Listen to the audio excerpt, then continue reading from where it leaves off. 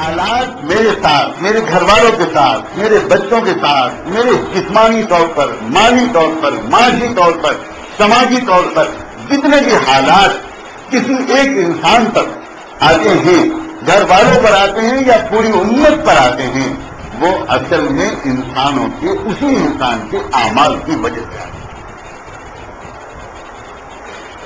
حالات کو ٹھیک کرنا چاہتے ہیں، اللہ نے کہا کہ بہت آسان طریقہ ہے، اپنے اعمال کو ٹھیک کر لو، حالات ٹھیک ہو جائیں گے۔ ہم اپنے اعمال کو ٹھیک کیے بغیر حالات کو ٹھیک کرنا چاہتے ہیں، یہ مشرکانہ طریقہ ہے۔ یہ جملہ سوچ سمجھ کر عرض کیا میں نے، یہ مشرکانہ طریقہ ہے۔ مشرک کے ہمیں جب پریشانی ہوتی ہے تو توبہ کرتا ہے، وہ کیا کرتا ہے؟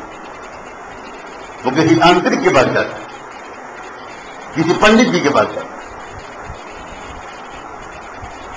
مشرک کبھی اس طرح نہیں سوچتا کہ میرے کسی گناہ کی وجہ سے یہ ہوا، یہ کبھی نہیں سوچتا۔ اب ہم مشرکوں سے کیا شکایت کریں؟ اب تو کروڑوں ایمان والے بھی اس طرح نہیں سوچتے۔ تو جب انسان اپنی پوری اصلاح کی کوشش کرنے میں لگتا ہے تو اس کا پہلا انعام تو اس کو یہ ملتا ہے کہ اس کے دل کے اندر ایک خوشی کی، ایک اطمینان کی لہر دوڑنی شروع ہوتی ہے، اور اس کے گھریلو ماحول میں ایک تبدیلی شروع ہوتی ہے۔